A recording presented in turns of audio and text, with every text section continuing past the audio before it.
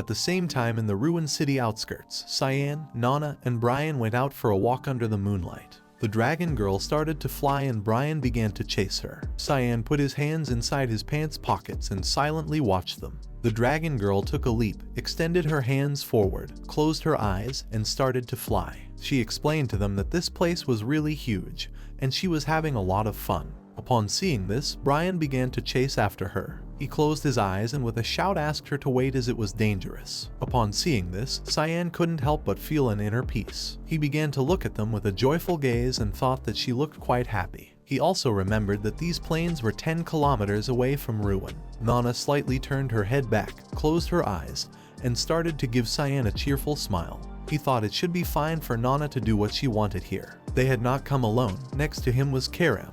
With a mocking look, she asked Cyan if he was already a father. She advised him to also find a mother like the princess from before since he was in it. Cyan closed his eyes and couldn't help but get angry and think that Karam was very annoying. At that moment, he began to feel immense pressure. He quickly opened his eyes and with a murderous look, started wondering what was happening. She started looking to one side and with a serious gaze, she revealed to Cyan that she felt something approaching. Someone with white hair, which was not far from them, clenched their teeth tightly and thought that this was unpleasant. While Brian was chasing Nana, upon seeing what had appeared in front of them, he couldn't help but panic and start sweating.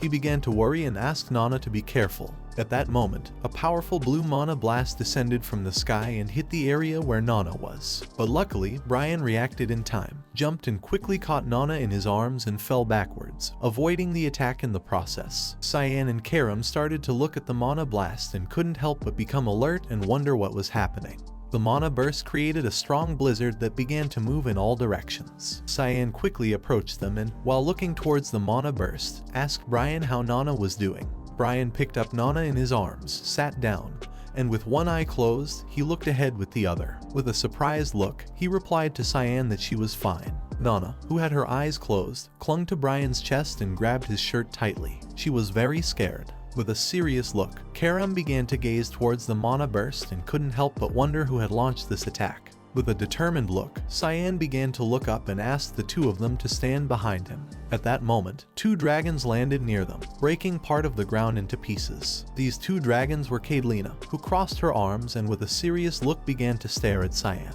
The other dragon was Lord Lukian, who had his hands in his pants pockets. He put his hands inside the pockets and with a hateful look started to stare at Nana. Cyan didn't take long to realize that they were 2 high-level dragons. He didn't know what they were doing here. Brian, who was holding Nana in his arms, began to stand up. He started staring at the dragons with a look full of anger, clenched his teeth tightly and couldn't help but get furious. Upon looking more closely, Lukian saw Nana. Seeing this, he didn't take long to come to the conclusion that she was the source of the bad smell. He began to look at Nana with a gaze full of hatred and thought that this stench was truly vile. He was the high-ranking silver dragon named Lukian. Kadelina, who had her arms crossed, started to stare at Nana and upon seeing that she was a dragonborn, she couldn't help but wonder how someone could be such an unpleasant being. She was a high-ranking red dragon named Kadelina. She asked Cyan if he was the master of this half-blood human. Upon looking more closely, she even saw that he possessed a demonic sword, which left her somewhat surprised. Cyan clenched his fists tightly, began to stare at Kadelina and remained silent. Karam, who was floating beside him, became somewhat confused and she asked her who she thought she was to treat her like an object. Just before she could finish her sentence, Kadelina interrupted her. She began to stare at Karam and ordered her to keep silent, calling her nothing more than a lowly human lackey. Upon hearing this, Karam couldn't help but start getting angry. She clenched her teeth tightly and with a furious look asked if she wanted to die. Upon seeing her behavior, Kadelina also began to get angry. She clenched her teeth tightly and with a look full of rage, she asked her how dare she disrespect the dragons in such a despicable way. Just before she could do anything, Lukian put his hand in front of her, indicating for her to stop and not do something reckless. While he had his hand in front of her, he took a step forward, started looking at Karam and explained to her that she could be calm since they had no interest in her. They had no plans to fight against inferior beings. Kadelina clenched her fists tightly, started staring at Karam and couldn't help but get angry. She wanted to teach her a good lesson. Lukian began to look to one side and gave them the order to hand over that half-blood to him. Nana tightly grabbed Brian's shirt and started trembling. Brian placed his hand on her head, stared at Lukian with an aggressive look, clenched his teeth tightly, and thought that this was not good. In a matter of seconds, Nana began to cry and tremble even more. She was very afraid of the dragons. She was half human and half dragon with the blood of two beings. She was going to be worth a lot in the research. While Lukian's body was surrounded by a suffocating aura, he began to stare at Cyan and explained that if they handed over the dragon girl to him, then he would kindly spare everyone's lives. Just before Lukian could finish his sentence, Cyan interrupted him, unsheathed the demonic sword, placed it in front of Brian and Nana, and asked him to be quiet. Upon hearing this, Lukian began to get angry. With a serious look, he asked Cyan what he had just said. He couldn't believe that a mere human was disrespecting him in this way. With a murderous look, Cyan once again asked him to shut up, calling him lizard bastard. Lukian started looking down at the ground and couldn't help but smile. At that moment, someone launched a powerful attack towards Cyan, but luckily he reacted in time and moved his head to the side, dodging the attack in the process. Lukian had been the one who launched the attack. He was flying in the sky. His attack was so powerful that it destroyed part of the ground into pieces. Meanwhile, with one hand Cyan was holding the demonic sword, he stared silently at Lukian. Brian, who was holding Nana in his arms, panicked and couldn't help but wonder if Cyan was okay. With a calm look, Cyan explained to Brian that he was fine and also asked him to stay away from him. While Brian had one eye closed, he turned his head towards him, started looking at him with the other eye and responded with a understood. Nana opened her eyes, grabbed Brian's shirt, started looking at Cyan and couldn't help but wonder if her dad was going to be okay. Brian turned his back on Cyan, and he and Nana began to move away from the area. Lukian's ability destroyed the ground into pieces. While holding the Karam sword with one hand, Cyan started looking sideways and thought that this was a great skill. Lukian unsheathed the spear, and while he was holding it in his hand, it began to emit thunders. He started flying, looked down, and thought that this was the reason why lower creatures lacked saving grace. Cyan activated the ability Thick Fog 9th form called Demonic Sword Manifestation. By doing this, his entire body began to emit an evil mana. While he was holding the Karam sword, he started staring at Lukian with a penetrating gaze. Upon seeing the evil energy emanating from his body, Kadlina's expression changed drastically. She couldn't help but be left speechless. With a surprised look, she began to gaze at Cyan and asked Lord Lukian if that power could be the power of exile. Lukian, who was flying in the air next to her, started looking towards the ground and replied to her that indeed this was the power of exile. Despite seeing Cyan's power, Lukian remained calm. With a peaceful look, he thought that today had been a succession of surprises. He explained to her that although Cyan would fight with all his might, he was nothing more than a humble human. In the blink of an eye, Cyan gained momentum, jumped and appeared next to him. With a murderous look, he prepared to attack using the demonic sword. He didn't take long to feel Cyan's presence. With a surprised look, he began to wonder what was happening.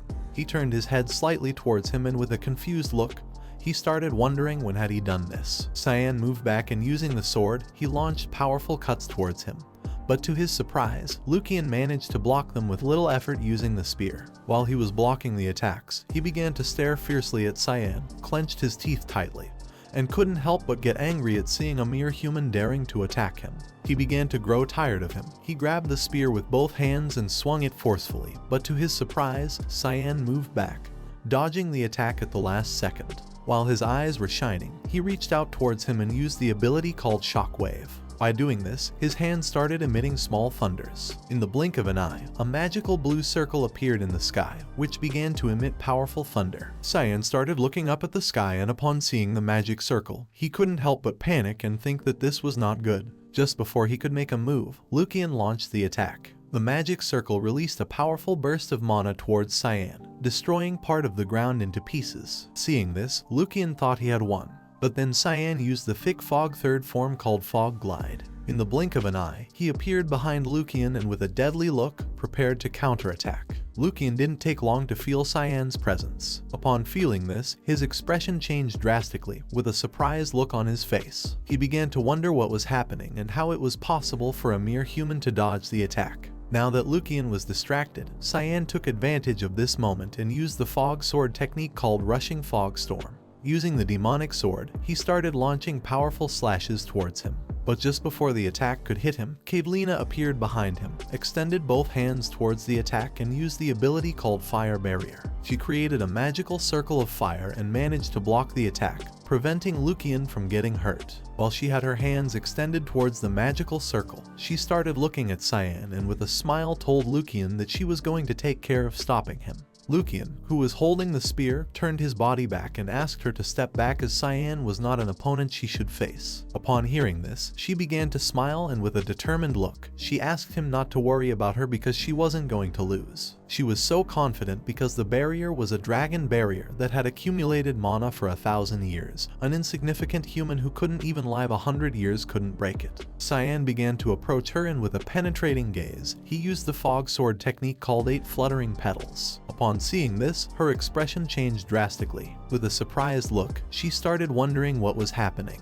Using the demonic sword, Cyan began to unleash powerful slashes towards the magic barrier. The attack started to impact against the barrier, gradually causing it to break. In a matter of seconds, his attacks shattered her barrier into pieces. Now that the barrier was broken, he started approaching her. Upon seeing this, she couldn't help but become alert. She started looking at Cyan and while she was watching how he was slowly approaching, she began to wonder how it was possible for a mere human to break through the barrier of such a powerful dragon like herself. While she was lost in her thoughts, Cyan used the ability called Double Serial Slash. He began moving at an incredible speed and attacked Cadelina. After doing this, he landed on the ground and while holding his sword with one hand, he supported the other on the ground and started looking downwards. Cyan cut Cadelina's body into pieces, causing her body to gradually disappear. While Lukian was holding the spear with one hand and watching as her body slowly disappeared, he couldn't help but be in shock. He began to look towards the ground, clenched his teeth tightly,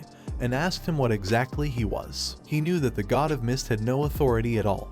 He didn't know how it was possible for him to have so much power. Cyan landed on the ground, stood up, and remained silent. Lukian ordered him to spit it out and tell them who he was. Cyan slightly turned his head back and silently stared at him. Upon seeing this, Lukian began to look at Cyan with a serious gaze, and upon seeing that he did not want to respond, he admitted that he was a worthy opponent. At that moment, a giant magic circle appeared in the sky. With a calm look, Cyan started to gaze towards the magic circle and realized that he was using the polymorph spell. Lukian entered the magic circle and his body began to change shape. He started transforming into a dragon.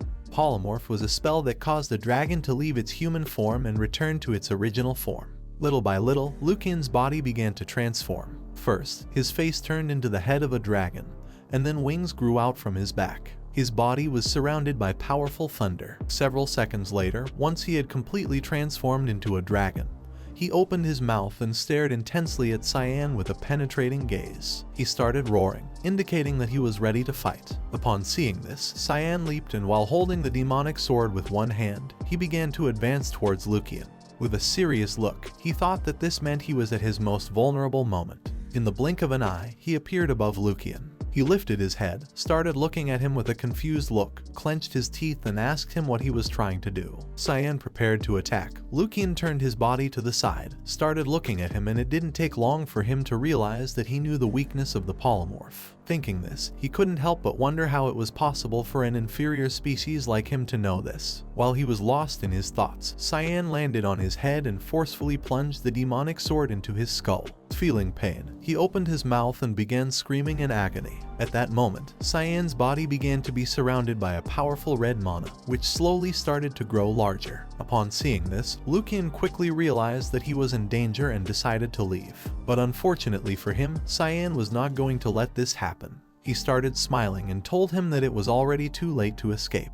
Then, he used the fog sword technique called Unshakable Roots of a Great Tree. With a killer look, he grabbed the sword with both hands and plunged it even harder into Lukian's skull. Slowly, Cyan's mana began to enter his body. Lukian's eyes changed from blue to red. He opened his mouth and started screaming in agony. In a desperate attempt, he started flying even higher for Cyan to fall, but it was in vain. In a matter of seconds, Cyan's mana entered his body completely, causing him immense pain. Several minutes later, while Cyan's mana was floating on the ground, Brian, who was carrying Nana in his arms, began approaching the area. While holding her with one hand, he brought the other close to his mouth and started shouting and calling out to Cyan asking if he was okay. Once he approached the area, and upon seeing what was in front of his eyes, his expression changed drastically. He was left speechless and began to wonder what was happening and how this could be possible. Quickly, he placed his hand over Nana's eyes to prevent her from seeing it. She placed her small hands on top of Brian's hands and told him that she couldn't see. In front of them was the dead dragon Lukian on the ground. In front of the corpse was Cyan, who had a piece of dragon meat on his sword. He took another piece of meat with his other hand, extended it towards Brian, and while he had his mouth full and was enjoying the meat, he asked Brian to eat since it was precious meat. Brian, who was covering Nana's eyes with his hand, became somewhat confused. Nana clenched her fists and told Cyan that she also wanted some meat. Upon hearing this, Cyan responded to her saying no and adding that she couldn't eat this. This is the end of the video. If you guys want to see the next part, then don't forget to subscribe and like the video.